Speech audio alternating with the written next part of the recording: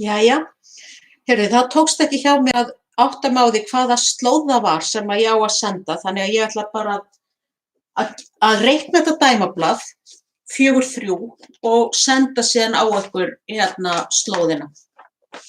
Svo verð ég búin að læra fyrir næsta dæmablað að streyma. Þetta dæmablað 4-3, það er inn á námsnetinu ykkar. Ég setti það líka inn á Teams, bara í samræðurnar þar, þannig að þið ættu að geta tekið það þar niður. Það sem að er spurt hérna í fyrsta dæmi er hvaða efni eru rammarsýrur og hvaða efni eru daufarsýrur.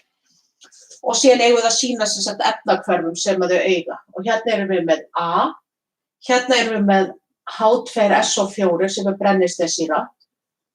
B er ediksýra, HC2, H3 og 2. Þriðja lagi erum við með vetnisjóðið-sýru. Fjórða lagi með saltpetursýru, HNO3. Í fimmta lagi erum við með flúrsýru eða vetnisflúoriðsýru. Sjötta lagi með saltsýru eða vetnisklóriðsýru, þetta á að vera Cl hér. Og í sjöunda lagi erum við með sýru sem er þá ekki brennisteinssýra, heldur brennisteinssýrlingur myndi þetta vera, HNO2. Það er svona að þetta hérna er nítrat og þetta er nítrídjón. Og í fyrsta lagi þá skulum við athuga að í töflu sem ykkur er gefið fyrir neðan jónatöfluna, þá eru gefnar hvaða sýrur eru rammar. Rammarsýrur. Og við þetta er HCl, HBr og HE, saltpetursýra, HNO3, síðan erum við með perklórsýru og klórsýru, Cl, þetta á að vera ClO3 og svo er ég með brennisteinssýru, H2SO4. Þetta eru rammarsýrur og þegar maður fær svona lista þá getur maður byrjað á því að segja ok, H2SO4, hún er römm, þannig að þetta hérna er römmsýra. Ediksýra eða HC2, H3 og 2 er ekki á þessum lista, þannig að þetta myndi vera daufsýra. Vetnisjóðið-sýra, hún er hér, þannig að við erum komið af HNO3 og HE. Við erum komið með H2SO4 og HE, þetta hérna er þá römmsýra. Svo kemur saltpetursýra, HNO3. Hún kemur hérna líka. HF, sem sagt flúrsýran, eins hættulega hún er, þá er hún ekki á lista yfir rammarsýrur, þannig að hún er dauf. HCl hins vegar, saltsýra, hún er hér. Og að lokum er HNO2 eða saltpetursýrlingur, hann er ekki hérna, við erum bara með HNO3 en ef það eru 2 O þá er það ekki. Þannig að þær sýrur sem ekki eru rammar, þær eru daufar. Þannig að það er reglan sem það þarf að fylgja hér. Og þá eigum við sem sagt að segja að það rammarsýrur, þær eru alltaf rammir rafvakar, þannig að þið getur krossað við ef það er rammur, þá myndi það vera þessa sem ég gerði hring utanum, af því þær klofna 100% í vatni. Ef við erum hins vegar með daufasýru, þá er það daufur rafvaki. Þá myndi það vera hinar hérna. Ég ætla að gera svona bara hring svona utanum. Þá væri það ediksýra,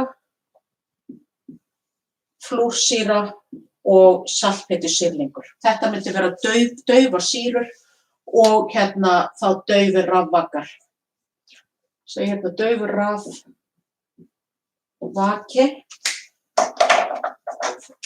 og rammur rafvaki.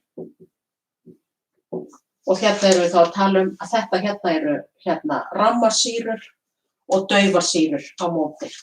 Svo beðið hérna efnahvörfur, hvaða efnahvörfum, hvernig efnahvörfið í vatni og þá það alltaf þannig að þegar við erum með dauft, þá erum við að tala að nota þessar hérna jafnvægisörvar, að þetta sé jafnvægi þarna sem myndast.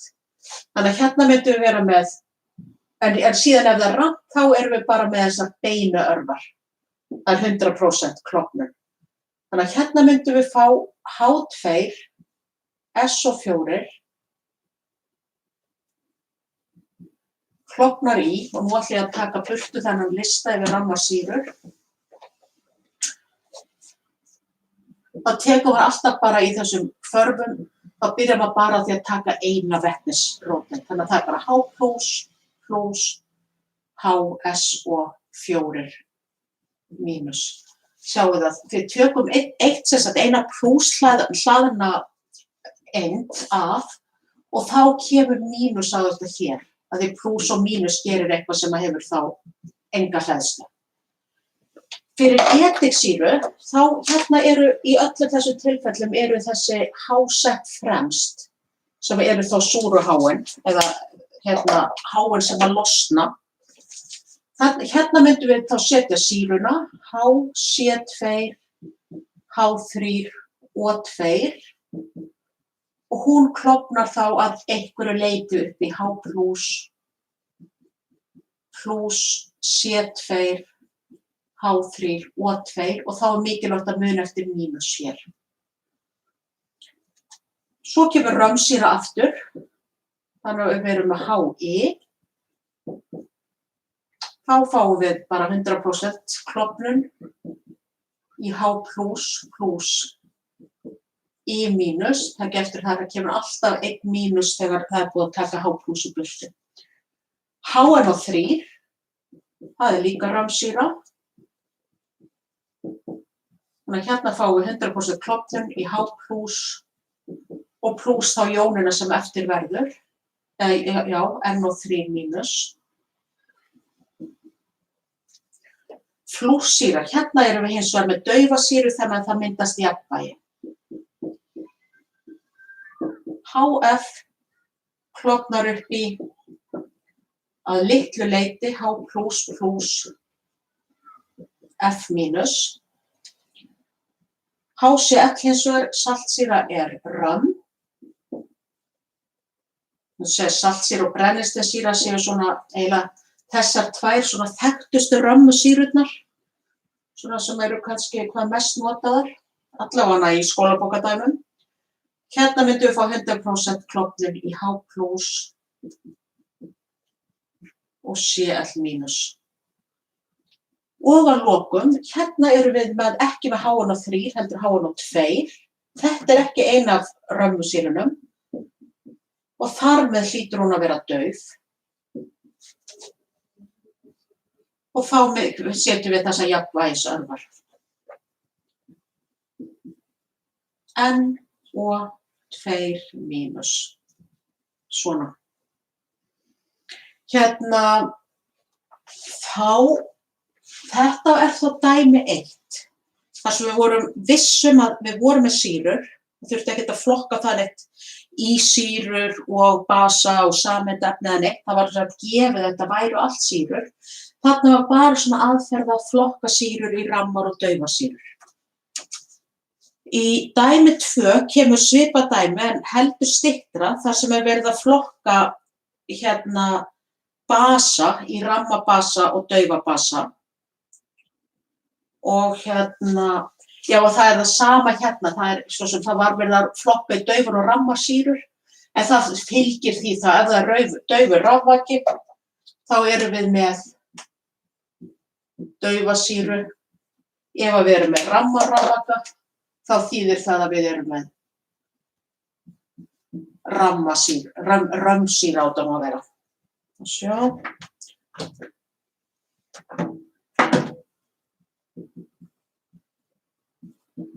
Römsýra. Þannig að þetta hérna getur líka verið eins og nú beðið að flokka í rammar og daufasýrur, að þá eiga þessi X við á sama hátt.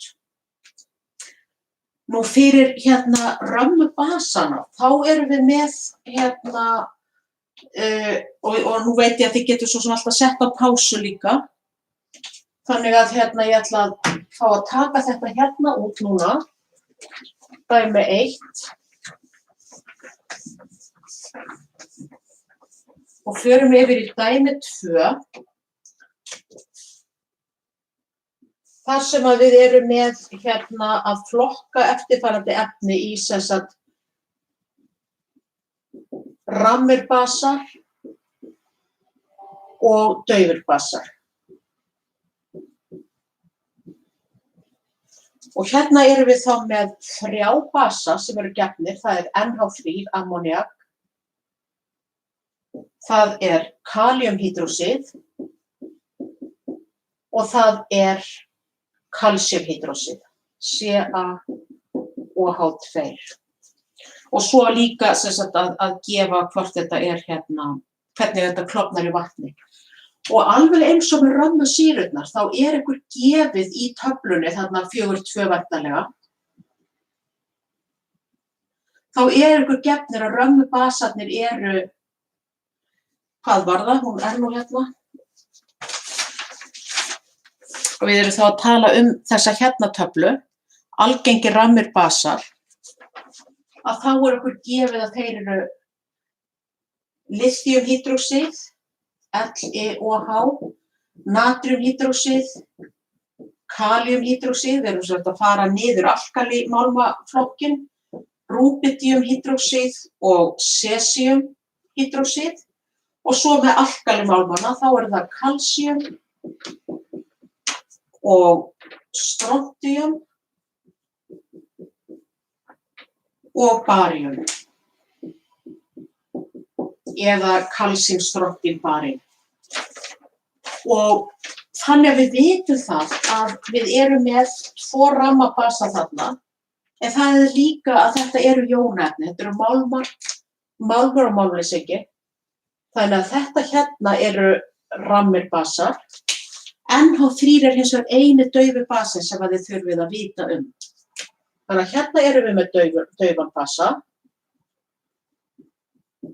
Þetta hérna er þá rammur, klofnar 100% í jónir í vatnslaust og rammur basi. Og hérna erum við náttúrulega með að þessi rammur basi, þeir rammubasarnir eru jónaefni. En daufu basarnir eru sameindaefni. Og þetta myndi þá vera daufur rafvaki og rammir rafvakar hér. Svo er beðið þá efnahvarfið hérna, hvaða efnahvarf á sér stað í vatnslaust. Og hérna myndum við þá vera NH3, það er þetta sérstaka hvarf að það gefur ekki frá sér OH-, hvarfast hins vegar við vatn. Svo erum við með svona jafnvægi fram og tilbaka að þetta er daufur basi og fáum þá ammoníum, jónina, plus OH-. Og eins og H+ er það sem að gerir hérna sýrur að hérna súrar, það er að það myndast H+ í lausnum, að þá er það OH- sem að gerir lausnir basískar. Og svo erum við með rammarbasa, þá erum við bara með kljúfum þetta upp. Hérna myndum við vera með fastefni sem að klofnar 100% í kalín plus hydrósíð. Þetta myndi vera sem sagt basískara af því að við erum með meiri styrk af OH- jónum þegar það er 100% klofnun heldur en þegar það er bara örlítill hluti af efninu sem gefur OH-. Og síðan er það þegar við erum með hérna kalsíumhydrósíð, þá passar maður sig að þið eru með þessa 2 hérna, sem þýðir það að það sem þið fáið hérna megin er þá kalsíum 2+ og þá má ekki gleyma því að setja þessa 2 fyrir framan hydrósíónina, OH-, AQ. Þannig að hérna erum við búin að segja hérna hvernig þetta skiptist og það er óhægt að segja hérna myndast 3 jónir, en hérna myndast 2 Og hérna myndast tvær og bara litlir hluta. Þannig ef við verðum spurð hvaða efni myndi leiða mest rafmagn, þá væri það kalsíumhydróxíð sem myndi leiða mest. Síðan kæmi kalíumhydróxíð þar sem myndast tvær jónir og síðan kæmi ammóníak sem bara lítill hluti sem klofnar upp í tvær jónir. Þannig að styrkurinn, það verður alltaf færri mól af jónum. Dæmi 2. Dæmi 3, það ég býst við að það sé svolítið auðvelt að ruglast í hvað verið að biðja og þarna í rauninni getum við haft það þannig að sé verið að flokka annaðhvort í sameindaefni og jónaefni og flokka síðan hvort sýru, basa eða salt að ræða og hvaða efni það eru sem að myndast í vatnslausn. Og ég ætla bara að fara þá hægt og rólega gegnum þetta dæmi og fá að stroka þetta út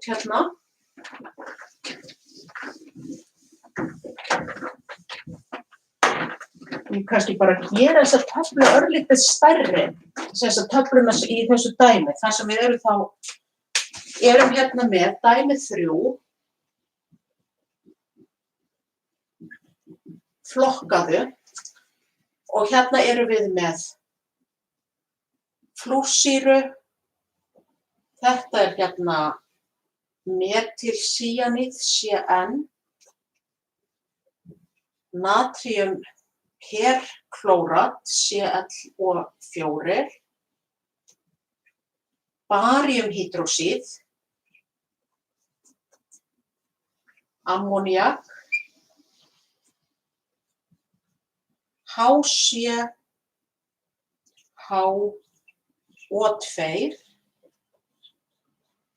CH4 og KOH.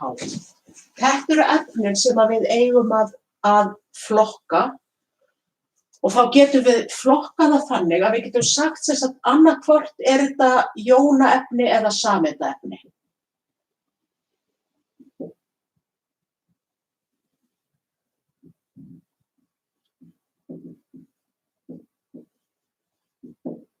Við getum byrjað á því.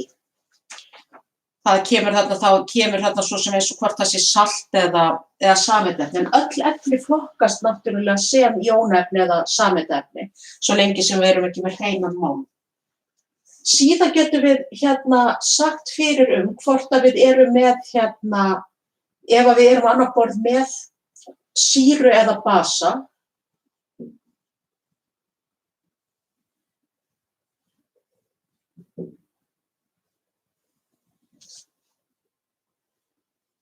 eða salt. Þá að sjá þetta eins og natriumklóríð eða eitthvað slíkt. Og svo að lokum spurt hvaða efni eru í vatnslausn. Þarna gefið hjá ykkur í töflunni hvort að það eru hvaða sameinda hvaða jónir eða hvaða sameindar plúsjónir. Ég ætla bara að setja það þá allt saman í eina súpu hér. Þannig við byrjum á vetnisflúorið. Erum við með, það fer ekkert á milli mála, að erum við með sameindaefni. Við erum með HF sem að hvort tveggja eru málmleysingjar. Og við erum með sýru, af því að við erum með H fremst, sýra. Og ég ætla nú bara að setja með að þetta dauf sýra. Af því þetta ekki sýra sem að í það sem að tafla yfir rammasýrur, hún ekki hér, þannig að við erum með daufa sýru. Og þegar við erum með daufa sýru, þá erum við með efnahvarfið, það kemur þá þetta H++, F-. Þannig að við erum í rauninni með 3 efni lausn. Við erum með upphafsefnið og síðan erum við með H+ og F-. Allt í lausn sem að allt uppleyst. Hérna erum við með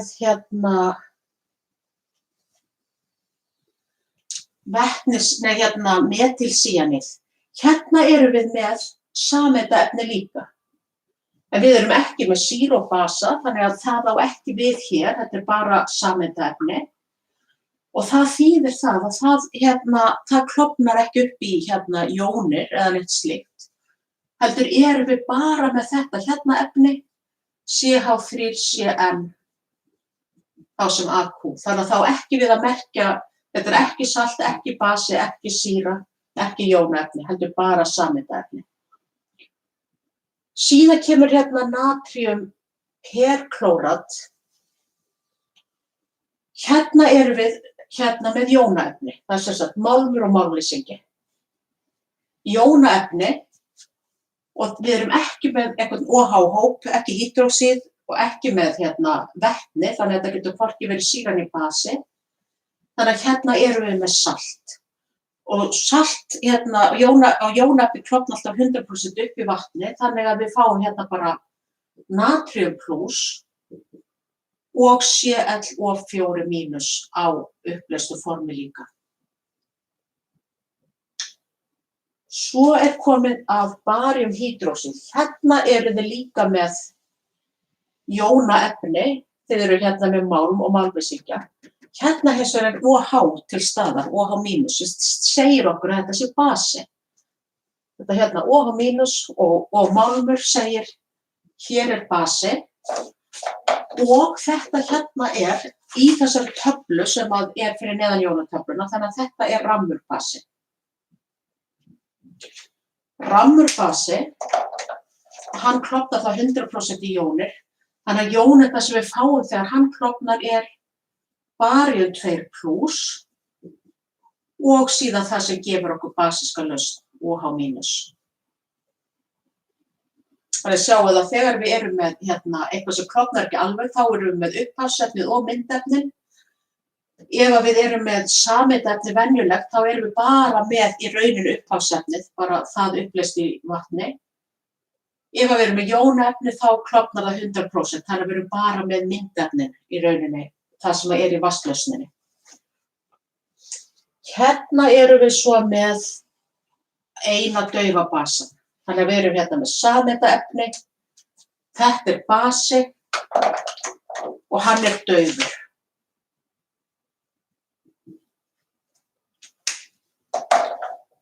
Og það þýðir það að það er bara þetta efnahvarf, það er þetta og ég ætla bara að fá að vísa í að það sem að myndast hér það er svona NH3, það tekur síðan frá vatni, H plus og verður NH4 plus og svo H plus og það á að vera AQ alls staðar fyrir aftan. Hérna erum við komin með þessa maurasýru aftur. Hérna er það að þið eru með þetta H fremst sem að segir mann að við séum með sýru. Við erum hins vegar ekki með rammasýru af því að þessi sýra er ekki í töflunni yfir rammasýrurnar. Þannig að þetta er sameindaefni og þetta er daufsýra. Þannig að setjum það hér. Og hún klofnar þá að hluta upp í H plus og HCO2.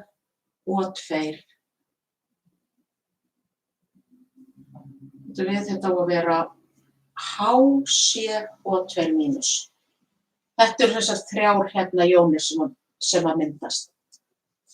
Metan, þetta er í rauninni gas sem að leysist nú ekkert auðveldlega eða sem sagt það blandast vatn ekki vel. Því þetta er óskautað en vatn er skautað. En það breytir ekki því að hérna erum við með sameindaefni og eina efni sem við værum þá með í vatnslausn er bara CH4 AQ. Og ég myndi ætla að það væri jafnvel bara á gasformi, bara eins og koldíoxíð eða eitthvað slíkt. Og að lokum erum við þá með kaliumhydróxíð, eins og baríumhydróxíð, þá erum við með rammarbasa hér. Þetta er málmur og málmleysingi, þannig að við erum með jónaefni. og þetta er einn af römmubösurum sem er í töflunni. Þannig að hérna kemur basi, hann er rammur og fyrir vikið þá erum við með 100% klofnun sem er þá að það klofnar í kalium plus og hydrósin mínus. Það eru 25 mínútur. Það er í rauninni bara eftir eitt dæmi hérna á blaðsíðu 2 áður við komum að efnahvörfunum sem að ég myndi vilja taka í sérvídeói. Þannig að seinni hlutin hér, eða síðasta dæmi, þá er dæmi 4, þá á bara að flokka efni í rafdeyður, daufa rafvaka og ramma rafvaka. Og þá ætti víst að samkvæmt öllu að vera óhætt að stroka út þetta dæmi 3.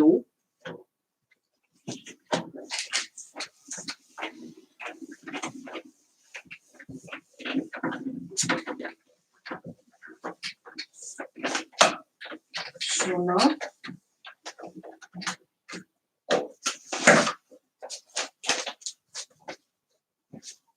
Dæmi 4 og þá erum við með brennisteinssýru, nei, þetta er ekki brennisteinssýra, heldur brennisteinssýrlingur, SO3. Svo erum við hérna með etanól, CH3, CH2OH eða bara C2H5OH sem er nú skrifað hér, ammoniak, NH3, KClO3, þetta er satt kaliumklórat, svo erum við með koparnítrat, þetta er lífræn efnasameind sem heitir etan og svo erum við hérna með natriumhydróxíð. Þetta hérna á svo að flokka í rafdeyfu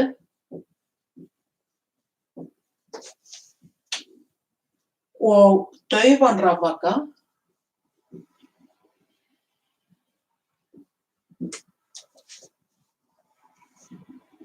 og ramman rafvaka.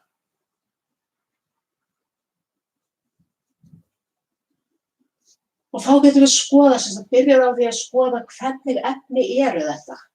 Hérna erum við með sameindaefni, en þetta er sýra. Við erum með hérna H-fremst. Þessi sýra er hins vegar ekki í töflunni við rammasýrur. Þannig að hérna erum við með daufa sýru.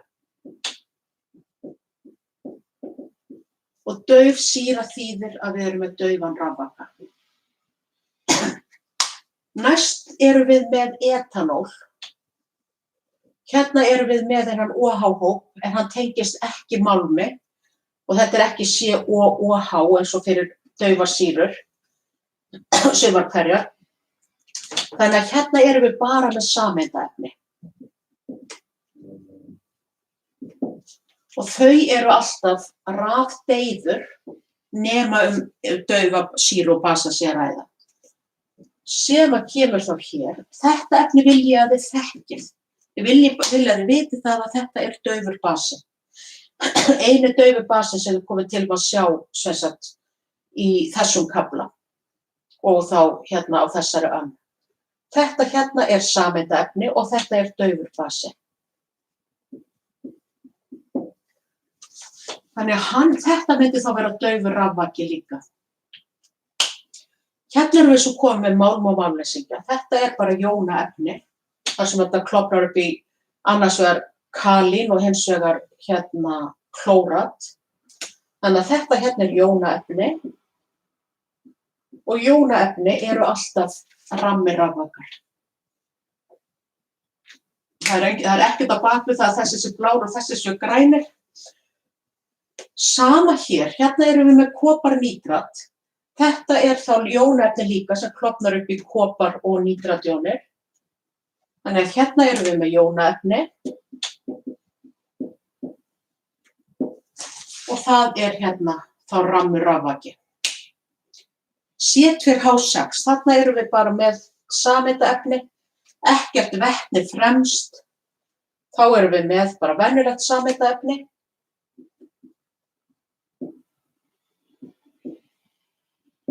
Og það þýðir það að við erum með rafdeyfu og svo að lokum natriumhydróxíð. Þetta í töflunni, þetta er náttúrulega jónaefni og það nóg bara þá, ok, jónaefni, þá erum við komið með ramman rafvaka, en þetta jónaefni rammur basi að auki. Og það eitthvað sem að maður finnur þá